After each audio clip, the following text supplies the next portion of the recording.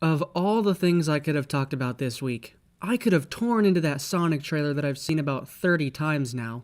I mean, I could have reviewed the outfit. Do you know how many outfit-based jokes I had queued up just for that video? But no, something else happened that really caught my eye. A new Puss in Boots, thing.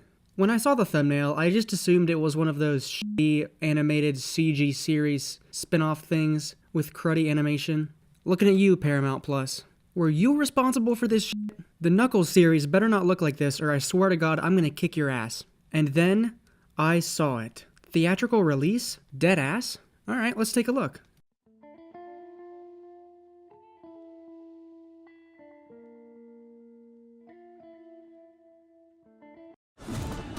I am known by many names.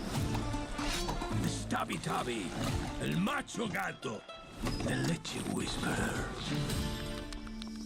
I am Puss in Boots. Okay, hold up. Before we get to the plot of this trailer, what is this gorgeous animation I'm seeing right now?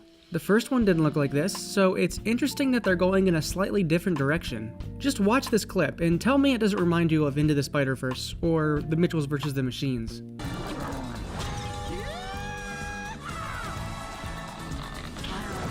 I mean, it's almost identical.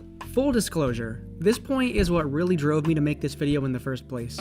It is just so out of left field for something like this, and I really didn't expect it. But it looks great. And it's not just during this action scene either. It continues through the whole trailer. Wait, okay, I didn't realize this before, but apparently co-director for Spider-Verse Bob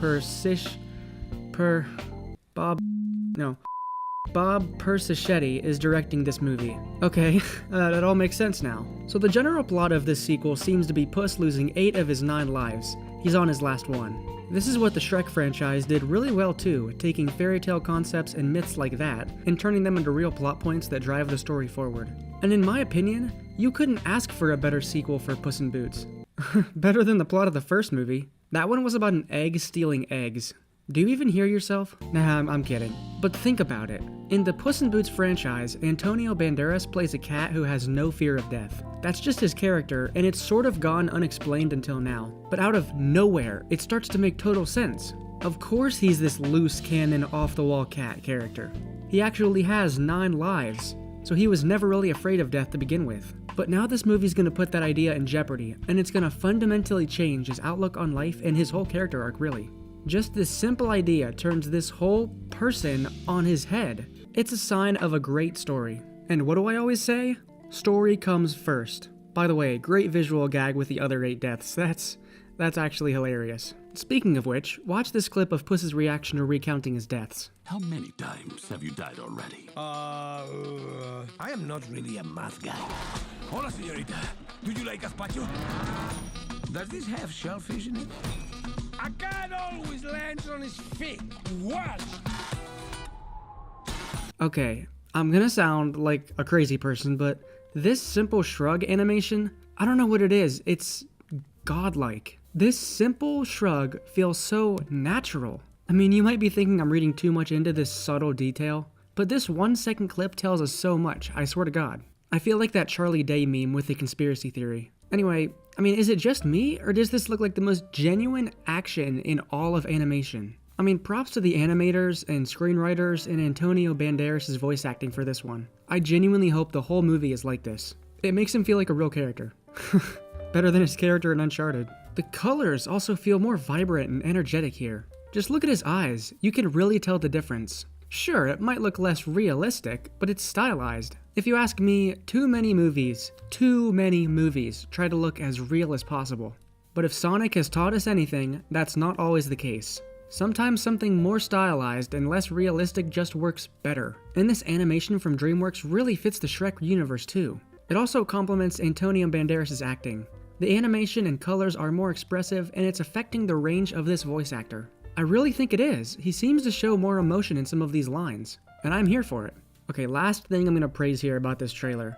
The character design on this wolf character. Someone saw Sing 2, and then immediately played 3 hours of Sea of Thieves, I'm assuming this is either the main villain or the villain's right hand. Everything in this trailer just works so well and looks so promising. And those were just my initial thoughts on this first trailer. The official title is Puss in Boots: The Last Wish. I can't believe I'm saying this, but I'm genuinely hyped for this movie. What kind of parallel universe reality are we living in to where I'm hyped for a Puss in Boots sequel? The animation promises better quality for DreamWorks moving forward. Both the colors and the voice acting are as vibrant and expressive as ever. And most importantly, it means we're getting Shrek 5, baby. That's the real reason I made this video. We're one step closer to that Mike Myers comeback. Forget everything I just said about this trailer. Shrek 5 is the only thing that matters, and now we're one step closer. But seriously, this trailer did get me hyped for something that I didn't even know was happening. I know this video is a bit shorter and a bit more off the wall and chaotic, but whatever. Let me know what you thought of this trailer down in the comments and on my news subreddit r/thecoffeehouseyt. Are you excited for this? Or do you just think I'm overreacting? And thank you everybody so much for watching. The recent support on my channel has been tremendous. So we'll circle back next week for some more TV and movie reviews and news. My name is Candles, and I'll see you in the next one. Also, this poster goes hard. Feel free to screenshot.